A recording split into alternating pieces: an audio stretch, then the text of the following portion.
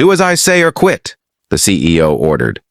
The single dad quietly walked away, and nobody expected what he built next. Daniel Brooks had spent 9 years building his career from the ground up.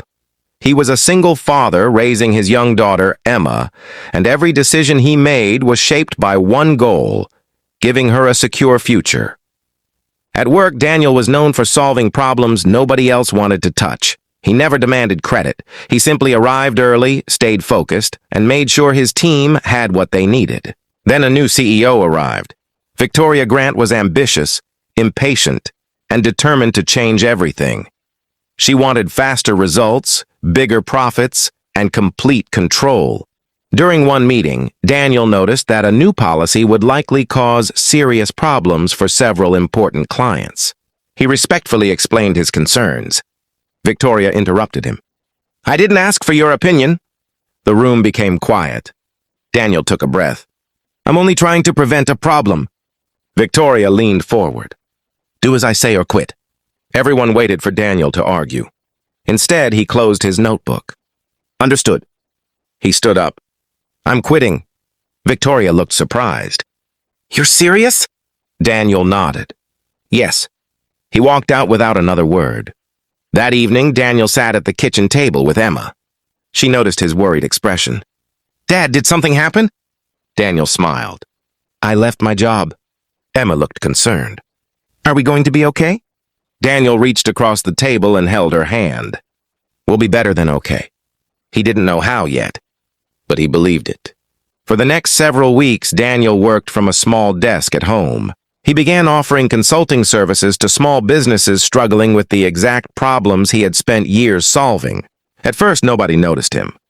He sent emails, made phone calls, attended meetings. Most people rejected him, but one company gave him a chance. Daniel discovered that their customer service system was losing thousands of dollars every month. He redesigned the process, trained their staff, and reduced their losses dramatically. The owner was impressed. "How much do you charge?" Daniel gave him a reasonable number. The owner agreed immediately.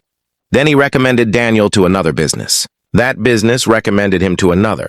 Within months, Daniel had more work than he could handle alone. He hired 2 former co-workers who had also grown tired of Victoria's leadership. Together, they built a small consulting company focused on helping businesses improve operations without sacrificing their employees' well-being. Daniel's daughter watched the company grow from their dining room table. One night she asked, "Dad, are you rich now?" Daniel laughed. "Not yet." She smiled. "Then keep going." Her simple words became his motivation. A year later, Daniel's company crossed its first $1 million in revenue.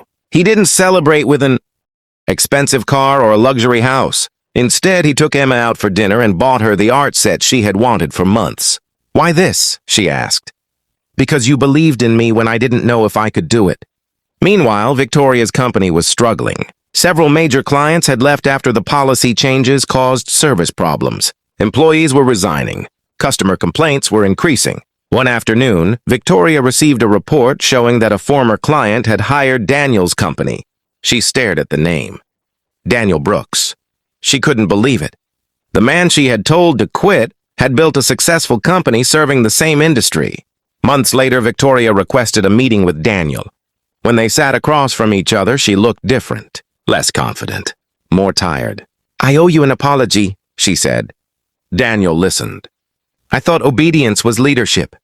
"I was wrong." Daniel nodded. "Sometimes leaders forget that employees are people, not machines." Victoria looked down. "Would you consider working with us?" Daniel smiled politely. "I don't think that's the right path for me." She understood. He had already moved on. Before leaving, Victoria asked one final question. "How did you do it?" Daniel smiled. "I stopped trying to prove you wrong. I started trying to prove myself right." He walked away knowing his greatest success wasn't the $1 million company. It was the freedom to build something based on respect.